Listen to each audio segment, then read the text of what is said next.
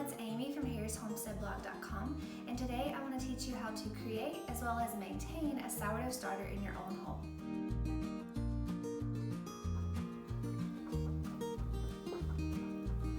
So if you don't already know anything about a sourdough starter, all it is a culture of bacteria and yeast that has been allowed to ferment and collect that wild bacteria and yeast from your own home versus buying a yeast packet at the store. And this is what you use to make bread. So if you don't know much about a sourdough starter, all it actually is a culture of yeast and bacteria that has been allowed to ferment and collect the yeast and bacteria from the air versus when you buy a yeast packet to make a bread product. So my sourdough starter here is quite large. I have a large batch of it right now because I'm about to do quite a bit of baking for the upcoming weekend, so I went ahead and fed it quite a bit. You do actively feed a sourdough starter so that it continues to grow and become stronger and stronger over the years. So back in the 1800s and prior, sourdough starters were almost in every home, and they were passed down from generation to generation through each family. They were very, very cherished because this is how they were able to rise their bread. Yeast packets did not exist, so if they wanted risen bread, they had to have a sourdough starter. In today's culture, we have lots of people that have trouble digesting grains. If you ever ate grains and felt that icky feeling in your belly, that's the phytic acid that our bodies are not actually meant to digest. However, if you have a sourdough starter, the yeast and bacteria that are active and alive in this starter will actually pre-digest that phytic acid and strip it away from the grain so that your bread product becomes much more easily digestible. So that is one of the reasons I absolutely love sourdough starter. I'm a very big bread lover. If I go to a restaurant that serves bread as an appetizer, I always want a second bowl of it. But I've always felt that icky, full feeling afterwards that I was describing. But when I make bread at home, I don't get that feeling because the grains are already digested for you.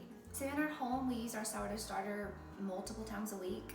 I make bread almost weekly, sourdough tortillas, sourdough muffins, sourdough banana bread, make a sourdough skillet dish where I have veggies and meat on the bottom and then a sourdough topping. I recently shared a recipe for sourdough blackberry cobbler that I'll link above as well as in the description box. So if you want a dessert with sourdough, there's a good recipe for you. So a sourdough starter is alive. It has alive bacteria and cultures in it. If you can see the bubbles in my starter, that's how you know it is alive and thriving. So now I'm going to walk you through the process of making and then maintaining a sourdough starter. On day one, you will take about a cup of flour and 3/4 cup to a cup of water. Stir it, cover it with a tea towel, and let it sit out on your counter for about 24 hours. So then on day two, you're going to remove half of the starter and then feed it again.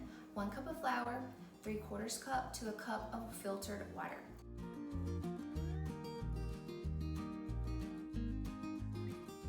So you may wonder, why am I discarding half of my starter each time? Seems kind of wasteful. If you continue to feed this amount of starter each time, it's just going to keep growing and growing. You're going to have to use more flour and more water, and you probably wouldn't have a bowl that large. Then on day 3, repeat the same process. Discard half, add a cup of flour, and then 3/4 cup to 1 cup of filtered water. Now you do want to use filtered water. Some of the chemicals and minerals that are in just tap water can sometimes react with the bacteria and cultures in your sourdough. When you're stirring and making your starter, I always recommend a wooden spoon and a glass bowl because sometimes plastic can also react with the bacteria in your starter. On day 4, you're going to repeat that same process. However, your starter is starting to become alive. This is around the day that you start to see these bubbles.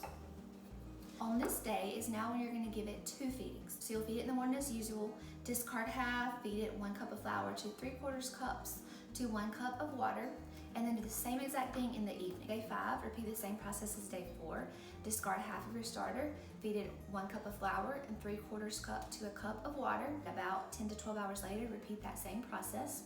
Day 6 and 7 are exactly the same. Now at this time, you probably have an alive and active starter.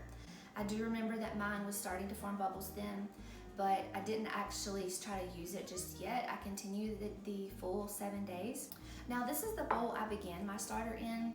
I typically do not keep my starter in this bowl. I normally keep my starter in a large mason jar covered with a tea towel in my refrigerator. So about storing your starter, you're gonna want to store it in the fridge unless you're like a bakery or a restaurant and you're gonna use your starter every single day. So I just take my starter out whenever I need it and refeed it and then put it back in the fridge after it has been fed. So I will link in the description box some more helpful links on a sourdough starter and some more research behind how beneficial sourdough starter is for our bodies.